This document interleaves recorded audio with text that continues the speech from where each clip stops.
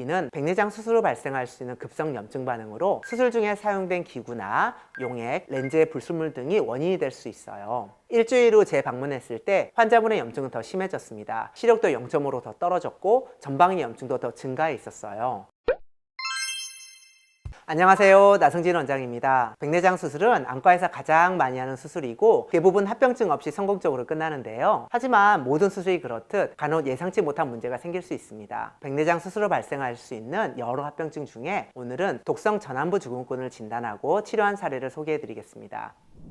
50대 중반 환자분으로 현재 의사로 일하고 계신 분입니다. 20년 전 라식 수술을 받으셨고 최근 백내장이 진행되어 타안과에서 SBL3라는 인공수정체로 좌암 백내장 수술을 받으셨어요. SBL3는 렌티스와 유사한 렌즈로 미국에서 생산되고 FDA 승인을 받은 렌즈죠. 그런데 수술 후 며칠이 지나도 전방의 염증이 줄지 않았고 시력도 기대만큼 좋아지지 않았다고 합니다. 수술받은 안과에서는 일시적인 염증으로 생각하고 스테로이드 치료를 했는데요. 3주가 지나도 상태가 나아지지 않고 오히려 심해져서 그땐 포도막염이 생긴 것 같다라는 이야기를 들으셨습니다. 포도막염은 안구 내 염증으로 자주 재발하는 만성질환인 경우가 많은데요. 이 환자분은 의사니까 포도막염이 만성질환이고 본인은 포도막염 과거력이 없기 때문에 의아해하셨습니다. 그래서 다른 안과 선생님의 소개로 저희 병원을 찾아오게 되었어요. 내원 당시 좌안 시력은 0.7, 근거리는 J2였고 1디옵터의 난시가 있었습니다. 세극등 현미경으로 보니 전방에 심한 염증과 검은 자인 각막이 부어 있었고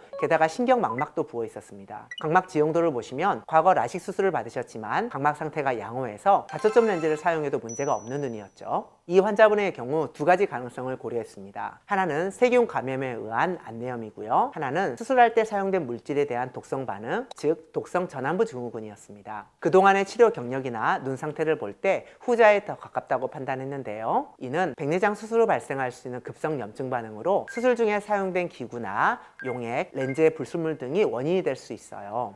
보통 수술 후 3일 이내에 증상이 나타나고 치료가 잘 되는 편이지만 이 환자분의 경우에는 오랫동안 염증이 심하게 지속되었습니다. 정확한 진단을 하기 어려운 상황이었기 때문에 일주일 정도 경과를 지켜본 다음에 치료 방향을 결정하기로 하였습니다. 일주일 후 재방문했을 때 환자분의 염증은 더 심해졌습니다. 시력도 0.5로 더 떨어졌고 전방의 염증도 더 증가해 있었어요. 그래서 염증을 유발하는 물질이 눈 속에 계속 있다고 판단했습니다. 인공수정체와 이를 담고 있는 수정체 낭에 남아있는 물질일 가능성이 높다고 생각해서 기존 인공수정체를 제거하고 수정체 낭을 깨끗하게 세척한 후에 새로운 인공수정체로 교체하기로 했습니다. 난시로 인해 시력이 덜 나오는 부분도 있어서 난시 교정용 인공수정체로 교환하면 시력도 더 좋아질 수 있었습니다. 망막 부종은 유리체 내 항체 주사로 치료했고요. 환자분의 눈은 회전형 렌즈도 사용 가능했지만 혹시나 염증이 재발했을 때 영향을 덜 받는 불절형 다초점 렌즈로 교체했습니다. 수술 후에는 스테로이드 먹는 약과 안약을 충분히 길게 쓰면서 양을 서서히 줄여나갔고요. 다행히 염증이 조금씩 줄다가 3개월이 지난 시점에서는 완전히 없어졌습니다. 만약 염증이 계속되었다면 유리체 절제술까지 고려했겠지만 다행히 괜찮았어요. 현재 시력은 1.0의 근거리 J2로 회복되었고요.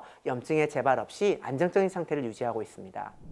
백내장 수술 후 염증이 발생하면 세균 감염에 의한 안내염인지 단순 독성 반응인지 구별하는 게 어려울 수 있어요. 두 가지 모두 충혈, 통증, 시력 저하 등의 비슷한 증상을 보이기 때문입니다. 하지만 안내염은 항생제 치료를 해야 하고 독성 전완부 증후군은 스테로이드 치료를 해야 되기 때문에 잘 분별해야 하죠. 만약 이와 같은 합병증이 생기면 유리체 내 주입술이나 유리체 절제술 등의 치료가 필요할 수 있기 때문에 망막 전문의의 진료를 받아보시길 권유드립니다. 궁금한 점은 댓글로 남겨주세요. 감사합니다.